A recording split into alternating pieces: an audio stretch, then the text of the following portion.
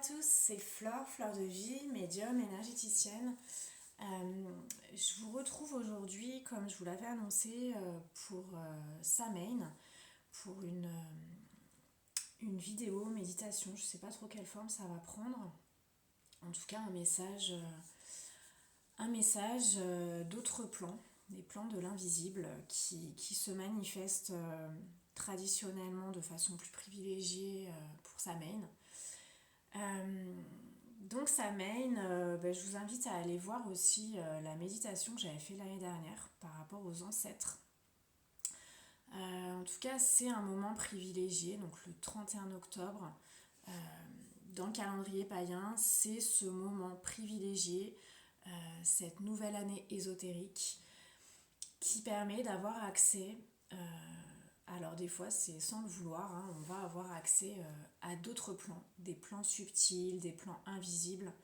En tout cas, c'est ce moment qui nous rappelle qu'il n'y a pas seulement le monde matériel, le monde visible avec nos yeux physiques qui existent, mais que nous sommes des êtres multidimensionnels, que nous sommes des êtres capables de capter d'autres messages, d'autres plans,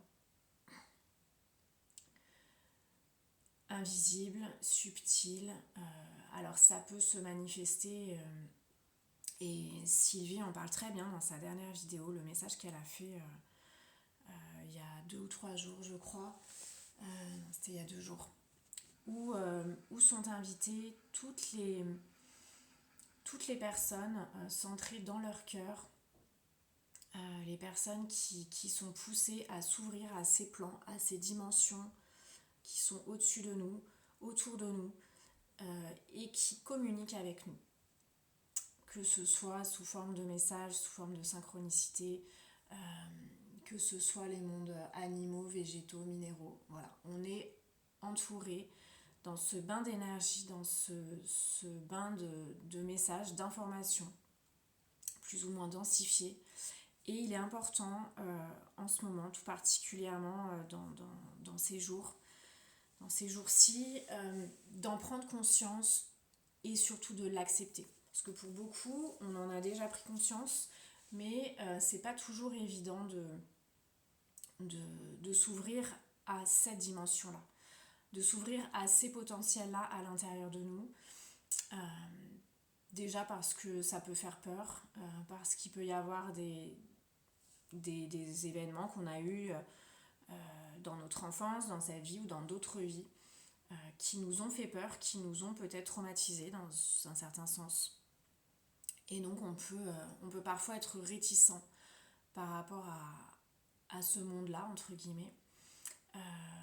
Ça peut être aussi des croyances limitantes, des choses qu'on nous a dit, des choses qu'on nous a inculquées et qui parfois nous mettent des freins, nous empêchent de nous ouvrir à ces dimensions-là. Et pourtant, ça fait partie de la vie. Samhain, c'est aussi le moment privilégié avec la mort. Alors ça me fait moi penser à cette fête mexicaine, cette fête des morts. Alors je ne sais plus exactement quelle est sa date, mais je pense que c'est dans ces eaux-là, autour de Samhain, la Toussaint. C'est un moment privilégié qui nous relie à nos ancêtres, qui nous relie à toutes ces personnes qui ont foulé cette terre, cette planète Terre, et qui, dans la matière, dans le monde physique, ont permis qu'on soit là aujourd'hui. Chacun d'entre nous. J'ai beaucoup d'émotions quand j'en parle, je pense qu'ils sont très présents, hein, tous, que ce soit humains, animaux, toutes ces personnes qui ont traversé notre vie et qu'on a aussi traversé la leur. Donc c'est ce moment privilégié pour aussi se centrer sur nous-mêmes. Les jours continuent de raccourcir. Ces moments de nuit, d'intériorité, qui nous permettent de nous connecter finalement à toute cette richesse en nous, toute cette richesse qui a été laissée par les personnes, nos ancêtres, notre famille biologique, mais aussi notre famille de cœur, les personnes qui ont traversé notre vie, peut-être qui en sont sortis, peut-être qui un jour vont y revenir. C'est cette confiance et cette gratitude envers toute cette énergie. Je parlais tout à l'heure de toutes les informations qui nous entouraient. C'est aussi ça, l'énergie des ancêtres, l'énergie des morts. C'est cette information, c'est cet amour qui circule tout autour de nous, qui nous relie tous les uns les autres. Alors pour cette connexion, pour ce rituel de Samhain, vous voyez, j'ai même pas pris de bougie. C'est pas grave, c'est que ça devait être comme ça. J'ai rassemblé, déjà j'ai trouvé des belles feuilles hier, des grandes feuilles, je sais pas de quel arbre c'est. Un arbre américain, je pense, de Caroline ou de Virginie, je n'ai pas le nom en tête. J'ai aussi rassemblé des pierres qui m'appelaient pour ce rituel, et puis aussi des objets. Vous voyez, j'ai une petite chouette là. La chouette, c'est un oiseau, c'est l'oiseau nocturne, hein. C'est l'oiseau de la nuit qui voit dans la nuit, qui voit à travers les dimensions. Et en même temps, cet objet, il m'a été transmis par ma grand-mère, donc c'est l'objet parfait pour ce rituel de Samhain. J'ai aussi, vous voyez, rassemblé des pierres plutôt violettes et noires, hein. Donc on a la tourmaline noire, on a l'hématite pour l'ancrage, on a la fluorite violette là au fond, cette pierre-ci, on a la labradorite et puis bien sûr l'améthyste. J'ai ce crâne aussi en quartz, en cristal de roche, voilà, qui nous relie à toute cette information, à toute ce monde des esprits qui est présent partout, hein, que ce soit dans le monde minéral, végétal, animal ou humain. Et puis ensuite sur les plans angéliques, archangéliques, etc. J'ai aussi ce quartz rose pour nous rappeler que l'énergie, finalement, elle est neutre. C'est l'énergie d'amour sans condition. Et qu'on peut l'utiliser de différentes manières. Comme je le dis souvent aux consultants, c'est comme un couteau, hein. On a la tranche qui est lisse et puis on a les bords coupants. Donc ça, c'est l'énergie, c'est notre potentiel. Et ce qui nous est rappelé maintenant, ce qui est important, c'est d'être centré sur notre cœur. D'être centré dans cet amour inconditionnel, dans cet amour divin, pour le bien suprême de tous, dans cette justesse divine, dans cette vérité.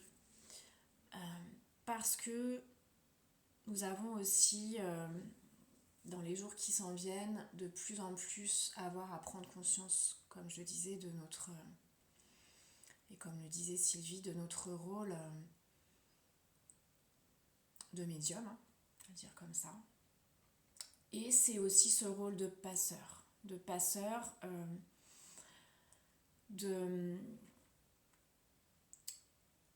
lien entre deux mondes, entre le monde matériel, physique, visible, avec nos yeux physiques, et le monde invisible, immatériel, subtil, qu'on va pouvoir capter selon les personnes, avec notre troisième œil, avec notre clairaudience, notre clairsentience, nos ressentis physiques. Voilà, toutes ces potentialités, parfois encore endormies, mais qui s'éveillent de plus en plus en nous. Toutes ces capacités, comme je le dis souvent, on n'utilise que 10% de notre cerveau, donc les 90% du reste, c'est bien quelque part. Et en ce moment, on est vraiment invité à développer tout ça. C'est pour ça que j'ai pris les plumes de la pie. La pie, à la fois noire et blanche, à la fois passeur entre ce monde visible et ce monde invisible. Et puis Ganesh aussi qui nous aide à franchir les obstacles, à franchir les passages, à franchir les caps. Et bien sûr l'archange Michael, archange Saint-Michel, qui est l'énergie, à mon sens, l'énergie, je ne vais pas dire privilégiée, le mot est bien plus fort, mais c'est l'énergie du passage.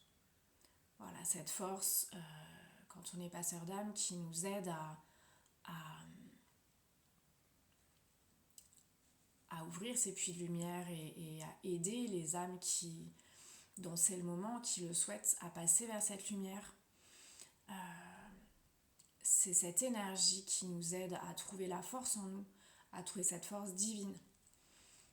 Alors que certains appellent courage, je préfère l'appeler l'écoute. L'écoute de soi, l'écoute des signes, l'écoute des messages. Cette force d'écoute qui va nous faire agir ensuite de façon juste pour le bien suprême de tous, selon le plan divin, selon ce qu'on a à faire, en étant la bonne personne au bon moment, au bon endroit. Donc c'est cette énergie, pour moi l'archange Michael, qui est à la fois notre bouclier et notre épée pour avancer et pour clairement remplir notre rôle de passeur. Alors ça peut être aider les désincarnés à rejoindre la lumière, à rejoindre le plan qui est le leur, à leur étape d'évolution. C'est aider les vivants à passer aussi certains caps, la transformation permanente du cycle de la vie, l'acceptation des étapes, les deuils, les lâcher-prise, l'accueil de qui on est à chaque instant, et aussi le passage entre, comme je le disais, les différentes dimensions, les différents règnes, ce rôle. Alors il y a aussi les énergies de Merlin, bien sûr, de tous ces magiciens qui... c'est pour ça que Samhain est une fête, et la fête importante des magiciens. Donc ce rôle vraiment de passeur, de transmetteur d'informations entre les différents règnes. La communication avec le monde animal, la connexion avec le monde végétal, la connexion avec le monde minéral, la connexion avec les mondes angéliques, les élémentaux, les dévas, l'intraterre, le galactique. Toutes ces dimensions qui sont de plus en plus accessibles à nous, pas parce qu'avant il n'y avait pas de communication, mais plutôt parce qu'on est de plus en plus apte et prêt à recevoir ces messages avec notre cœur, dans l'énergie d'amour divin sans condition, pour le bien suprême de tous. Voilà pour ce rituel de connexion avec les plans divins d'amour, en ce jour de Samhain, de pleine lune, de lune bleue, le bleu qui est aussi la couleur de l'archange Michael. Donc je vous invite à réécouter cette vidéo en faisant vos propres rituels, si ça vous parle, à inclure dans vos propres rituels ce qui vous vient, les messages qui vous viennent, en fonction de ce qui est juste pour vous, de votre entourage, des incarnés, de vos guides. Voilà, simplement branchez-vous, centrez-vous sur votre cœur, sur le divin à l'intérieur de vous-même, et laissez venir ce qui est en vous-même. Vraiment le message qui est très, très fort aujourd'hui, c'est pas seulement le jour de Samhain ou le jour de la Toussaint qui est important de se connecter à l'invisible, c'est un petit peu tous les jours, et c'est comme un muscle qu'on entraîne. C'est être progressif, être constant, être persévérant. C'est un petit peu tous les jours, cette connexion à notre cœur, cette connexion à ce qui nous guide, à cette force d'amour cette force de vie, ce souffle de vie qui nous mène chaque jour un peu plus loin dans notre conscience divine.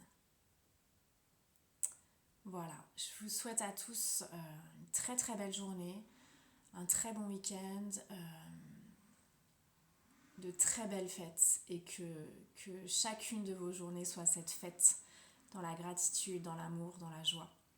Je vous dis à très bientôt